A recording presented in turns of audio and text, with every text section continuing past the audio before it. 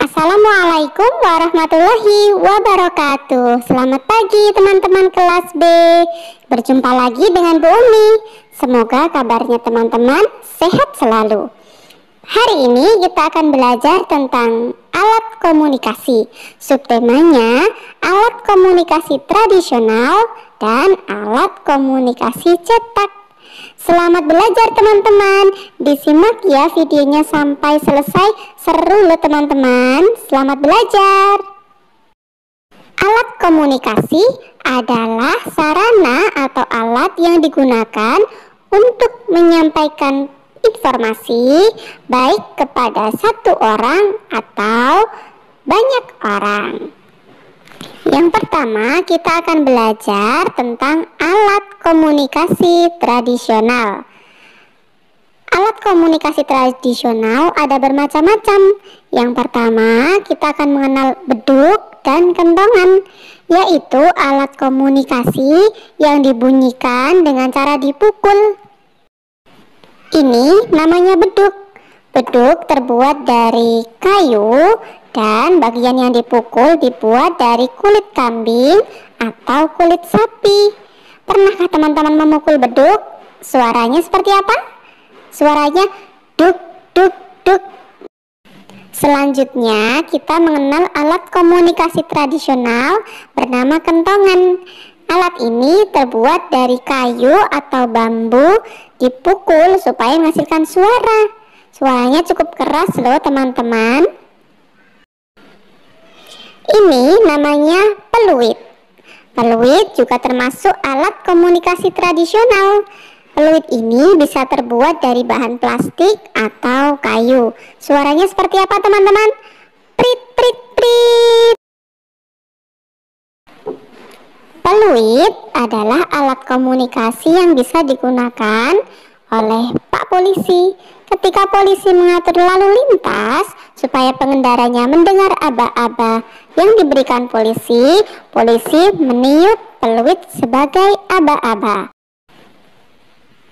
Peluit juga digunakan oleh satpam ketika satpam mengatur kendaraan yang akan melintas. Berikutnya, peluit digunakan oleh pemberi aba-aba pertandingan atau kadang wasit sepak bola guna memberikan aba-aba kepada pemain sepak bola. Selanjutnya, kita akan belajar tentang alat komunikasi cetak yang terdiri dari surat, koran, dan majalah. Alat komunikasi cetak pertama yang akan kita pelajari adalah tentang surat. Surat adalah alat komunikasi yang menyampaikan informasi secara tertulis dari pihak yang satu ke pihak yang lainnya. Surat biasanya ditulis menggunakan pena atau pulpen pada selembar kertas. Surat biasanya kita kirim melalui kantor pos supaya sampai di alamat tujuan. Alat komunikasi cetak berikutnya adalah majalah. Majalah adalah alat komunikasi yang dicetak menggunakan tinta pada kertas dan diterbitkan secara berkala. Majalah biasanya berisi tentang tulisan atau informasi dan terdapat banyak gambar untuk menjelaskan informasi yang akan disampaikan oleh majalah. Majalah biasanya disukai oleh banyak orang. Teman-teman, berikutnya kita akan mengenal tentang fungsi majalah. Yang pertama, majalah berfungsi sebagai media belajar. Majalah juga berfungsi sebagai sumber informasi. Selanjutnya, majalah sebagai media komunikasi. Majalah juga menjadi media penyalur bakat dalam bidang penulisan. Selanjutnya, majalah juga berfungsi sebagai hiburan. Berikutnya, kita akan mempelajari tentang macam-macam majalah. Ada majalah anak. Ini adalah untuk anak-anak seperti teman-teman semua. Selanjutnya adalah majalah wanita.